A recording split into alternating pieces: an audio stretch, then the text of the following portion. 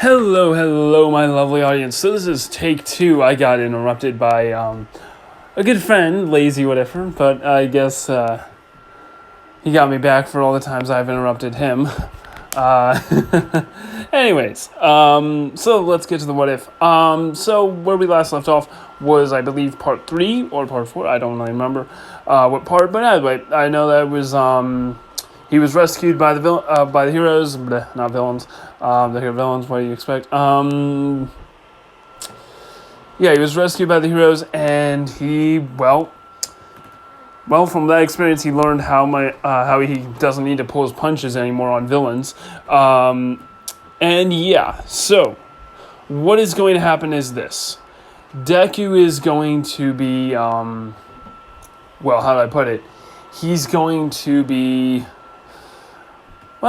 making a lot more gear, and yeah, things he's going to be making them and add to the list is tear gas pellets, a taser, because I would say he would encounter Mirio around the time, and well, when fighting him, he would realize that he can only phase through solid matter, not electricity. So yeah, he basically makes a taser.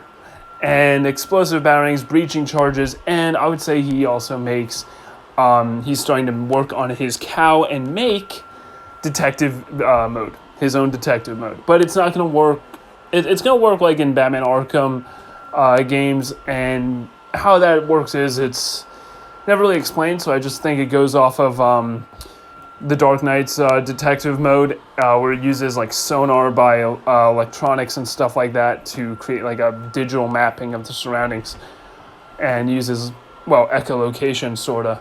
So yeah, we're just gonna go with that. Now as for what's going to happen with Deku, he's kind of made this, but it's not gonna work where it can do a whole crime scene analyzing and recreation of it. So that's not what's going to happen yet, I would say.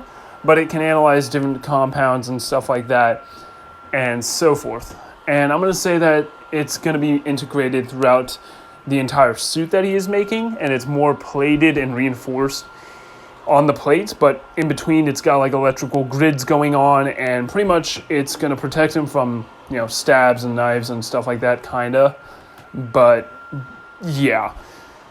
He's pretty much taking on a huge change on for what this armor is going to be, and he's also, because the training he's done so far has done really nothing but help with him doing a regular workout. I would say that Deku, he would pretty much, he'd make his own training suit, and by training suit I mean it is going to work like the AR challenges in the Batman Arkham games. Yes, I'm taking a lot from Batman Arkham games, but still, it's going to help him out a lot. And what that suit looks like is the Batman Beyond suit. Mainly because it is going to help him with training his combat style and actually go more all out. It's going to have rotors and, a lot of stuff on it to basically make it that he has resistance when he throws a punch, so it doesn't just go through what he sees. And it's going to work kind of like basically creating a digital mapping and sound and all that stuff. Everything is going to be fake. And it's going to work around a surrounding area. And these motors are going to pretty much prevent him from moving, or pretty much it'll also make him feel like he's getting hit by something. And I would say that who helped him create this was May. Or whatever her name is that works in the Heroes R&D area. So yeah, she would help make this, and I would think she would be honored to actually help make this and the detective mode. And what would end up happening is this: Deku would then display a show of just insane brutality and strength. And I'm going to say that The Rock doesn't try and fall on All Might, and instead it doesn't, and All Might's just watching Deku fight, because I want to say that if I did give it one for all to anyone, I'm going to say that it's no longer given to anyone. I'm going to retcon that maybe if I did give it to someone. I'm going to say that All Might is still wanting to give one for all to Deku because he is the most suitable choice throughout the whole school, because of how he is showing such excellence in just combat, really. And he's moving at such insane speeds that every teacher that is watching this fight is kind of like wondering, what's he fighting right now? And they look at the monitors that are basically surrounding the area, and they're seeing the entire fight go down. And Deku's fighting people twice his size, 3 times his size, and also people who are wielding swords, knives, guns, all that. And he's basically breaking these weapons. He's destroying them. And it's kind of terrifying at how he's destroying them. Like, he picks up a gun and bashes it with his knee and just completely breaks it in half. And I'm going to say that he is also just completely dislocating, breaking people's arms, twisting them around in places that should just not be twisted, man. He's completely just destroying every single one of these opponents. And it's an infinite number because, man, he's just spamming them down, trying to get more in every single second. The more he destroys, she sends in around 3 more. So, yeah, he's completely taking them all down. And by the end of it, he's worn out and taken down, I would say, around 1,252 criminals or Tangos. Most of them were assassins, which were basically wielding swords, and about 50 of them were the big guys, really big, juggernaut-looking mofos. And yeah, he's completely destroyed them all. Now, as for what happens with Deku's new hero suit that he's been working on, I would say that he is going to go and do the the sidekick whole thing, the provisional license exam, I believe it's called, or whatever. And what is going to happen there is very simple. He is going to be, well, how do I put this? He's going to be using his detective vision to find more civilians and rescue them a lot quicker. And his bat suit is also going to be upgraded to do kind of the opposite of the training suit. As in, it's going to add, basically it's going to work like an exosuit. It's going to offer more strength to him and also kind of improve on lifting stuff and so forth, to kind of give him that extra boost to actually fight bigger opponents and more other, quirked opponents, to give him the extra speed and mobility, to make it almost look like he has a quirk of some kind. Now, what ends up happening here is this. Not only is he lifting things that are way, way too big, and would look like he has got one for all for this, he is also telling everyone that has got huge amounts of muscle what to do, where to go, and so on. And what ends up happening here is this. A lot of the people that are being rescued are actually kind of amazed that this is a kid telling them what to do. Like, he knows exactly where they are, and that's thanks to his hero equipment. And as for what ends up happening with Orca and his goons that are going after everybody, he is throwing tear gas and suppressing them with batarangs, so forth, and also a few explosives to keep them back. And he also takes down a few of them, and Orca would then go for Deku because he is the one leading this. And you would think if he takes him out or keeps him busy, the whole thing will fall apart. But he doesn't realize that Deku just takes his ass out. He takes him out on the town, whatever, or however that saying goes. Basically, he uses his cape to stun him, then throws so many punches, it feels like Orca just got hit by a tank, and so forth. Basically, he tries to throw a punch, and Deku just grabs his punch, twists it, and pretty much throws Orca to the ground, using his knee, and breaks Orca's arm. And at that point, he gives up and surrenders.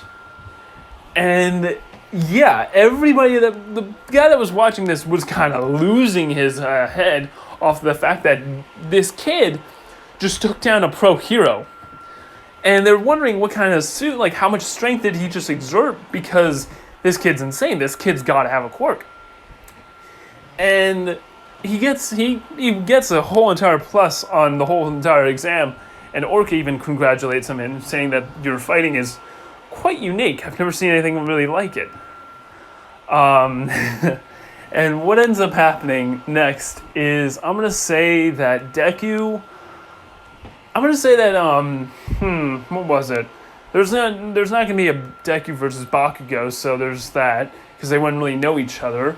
So for what ends up happening with the sidekick thing with Mirio and all that and Nighteye, I'm going to say that Deku does go to Nighteye because he requests Deku to at least go to Nighteye and ask him if anything, if he doesn't say you are worthy of one for all my quirk, because I think Deku would find out at this point, around that time, because he would request him over and over and over to have one for all, but he would always turn him down. Then you must promise me that if he doesn't want you to have one for all, then I won't let you get one for all, and I'll choose someone else. But if he does say that you're an excellent choice and you should take one for all, I beg you to please take it. Mind you, this is the number one hero that's asking him to take it. So yeah, there is a big thing that's going on here. Now, for what ends up happening next is this. Deku is going to be... Let's see here. The reporter would come and would be doing a story on how a person that's quirkless being able to do so many amazing feats. And, well, he sees the training that he goes through with the suit. He sees him making his equipment and sees him doing all kinds of other things. His room, for instance, and other amazing things. And he learns what he went through as a kid and how he trained and all that. And, oh boy, he would be kind of amazed that a kid kind of went through that and was able to experience all that. Now, as for what is going to happen, Deku is going to be, he's going to surprise the reporter, and also, I would say that reporter is a fan of Deku either way, because the moment he learned that he was, quirkless, he was already kind of moved. That even quirkless people can become heroes. And that is what Deku is proving. Now, what ends up happening next is this. What ends up happening next is I would say it is going to be... Let's see, the sidekick thing. Where Deku goes to Nighteye or whatever, and I would say he's a sidekick, right? Wasn't it a sidekick or an internship? I can't remember. Either way, he goes to Nighteye, and Nighteye would want to see how skilled he is. Like, All Might is begging him to get one for all. He must see how powerful and skilled Deku is. So he uses his quirk on him and immediately realizes his mistake. He has no chance of winning. Every possible future shows him pretty much just getting his ass kicked. He has no chance. Deku then moves at insane speeds wearing this armor, and might I say, Nighteye can't keep up and immediately gets his ass kicked. And yeah, so I would say that he would even say that you're a suitable candidate for one for all in private with Deku, because this is insane. And also, as I'm going to have you join me and all that or whatever. Now, as for the whole Overhaul arc, I know I'm going through a lot of skips here with how he meets Eri. He would probably, he would use his detective mode to see that she is scared shitless of Overhaul when he encounters her for the first time. And Overhaul's completely calm, but kind of nervous, because his heart rate's kind of accelerating in a kind of an interesting way. And what ends up happening next is this. Deku, he would then place a tracker on Eri under one of her bandages, and immediately have it that report back to like Nighteye and all that. And when they pretty much are like that, pretty much when they go like, oh, this is really bad, etc., this is a villain, whatever, overall problems, I would say that's when they are trying to like track down where Eri is, and that is when Deku brings up the tracker. And they start immediately getting a bunch of heroes together to work on an assault. And immediately they find out where exactly Erie is through Deku's detective mode because it is working on, well, seeing the entire area mapped out. And I'm going to say that what ends up happening here is this. Not only do they realize that Deku is insanely useful for any situation, he is absurdly useful. So what ends up happening here is this. They work on a plan to get Erie, and the plan's pretty much the same. And they have Deku tag along. And now, for what ends up happening here, for the most part, Deku, I would say, gets ambushed by two villains who he easily takes out, but gets pretty damaged up in his armor. His armor is pretty badly damaged up because it's got several cuts and several others. I would say that it was around the time where Mirio and Nighteye would go ahead, and he was fighting two on his own with some other heroes. And I would say that he takes down... I would say that the group split up even more than they did before, so there were already less people with them. So, yeah. So, Fat Gum would have had a little bit more support, and Deku would have gone and taken down two villains on his own, and had his armor pretty much destroyed, his cape's pretty much in shambles, and what ends up happening next is this. He goes towards where Mirio and Nighteye are, and blows through where, uses his explosives and everything to just keep going through and pushing on. And for what ends up happening next is this. Deku, I'm going to say that when he gets there, Mirio is fighting Overhaul. Nighteye is completely fucked. And actually, no, I'm going to say that, Nighteye is completely fucked, yeah. And Deku patches up Nighteye, gets him out of there, and starts patching him up, providing first aid. And also, I'm going to say that Deku gets another gadget that I forgot to mention. It is a type of paralysis drug that is meant to take down Nomus, because he did get analyzing data about, about the Nomus, and he kind of came up with a chemical solution to try and take them down. Now, if you guys all know Venom from, Bane and all that, think of it as the opposite of that. So that's kind of what the drug is going to be like. And for what ends up happening is this. Deku would then charge at Overhaul, getting very close, and punching him a few times before Overhaul starts actually realizing that this kid is very dangerous, more dangerous than Mirio. And Mirio would be told by Deku to hang back and look after Nighteye to try and get him out of here. And he would tell him that if you want to save people, start saving your mentor. Save him quickly. He is badly injured. I've done the best I can, but he needs a hospital stat. Get him out of here. And he'll handle the rest. Or he'll hold them off. Now, what ends up happening here is this. Overhaul thinks that Deku has a quirk because he thinks that this whole time, he's quirkless, all that. No, he thinks that he actually has a quirk and that he should take him down quicker with the quirk-canceling bullet because the quirk-canceling bullet hasn't been used yet. So, what does he do? He has his minion shoot him, and it hits him right in the chest and immediately injects it into his system, having Deku drop to the ground. Overhaul quickly walks up to him saying that you're nothing. Heroes are useless, trash, and that he is going to purge this world of quirks and all that.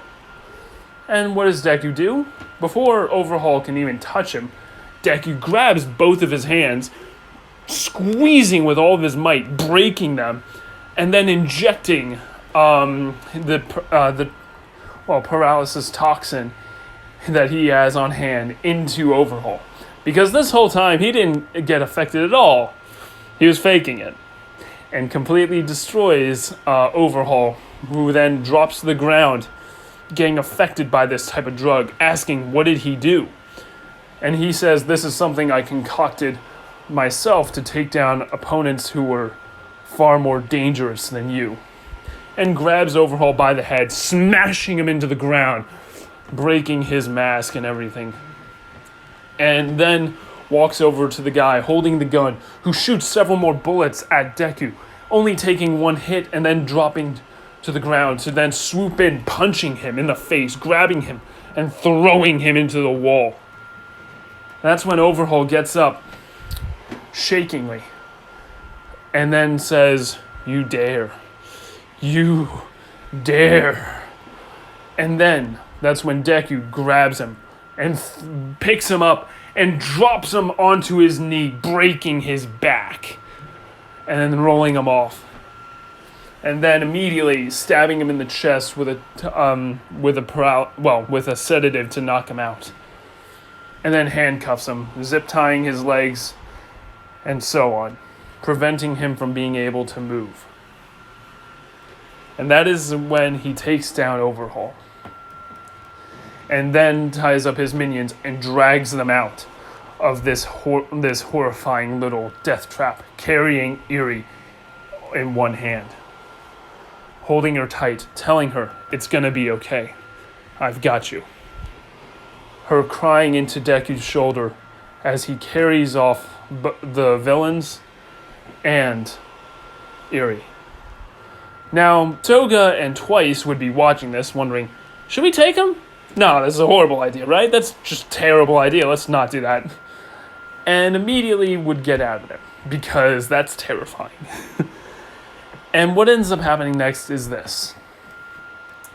What ends up happening next is Deku is both congratulated and, well, I would say praised for his quick thinking and trying to help Nighteye. Like, the thing that's stuck in his chest would not be taken out because that's too dangerous. So he would probably be, well, given a lot of sedatives and tried to be healed and patched up. Honestly, we both know he's not going to survive, though. So what ends up happening is, on his deathbed, Nighteye says to Deku, take one for all. Become the hero that you're meant to be. Be better. Be the hero this world needs. You not only took down a villain that I couldn't take down, even with the help of Muriel, but you also saved a little girl's life. And for that, I believe that you are deemed worthy to become the successor of All Might. And I hope you take that and become the number one hero. Because you have the strength to become the number one hero if you keep continuing on like this. And what ends up happening next is this. Deku takes that, says he'll think about it. And that is when Deku, well, he starts thinking. And I would say that this is where he comes in contact with Gentle Hero, or Gentle Villain, or Gentle Criminal, whatever his name is. And he would probably be a lot more skilled in understanding how to do this performer stuff more, because he has a lot of the equipment that he already needs. So Gentle Criminal, or whatever his name is, I would say he would still need to get the rope. So there's it's not the right type of rope that you would use. So yeah.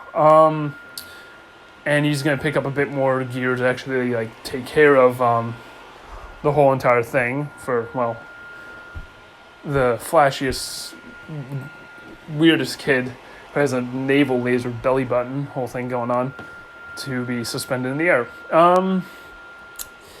Because he's going to know a lot more about, how to set stuff up, because he did work in a circus, so. Alright, so yeah, basically what ends up happening is this. Deku would encounter Gentle Villain down the alleyway, and immediately put on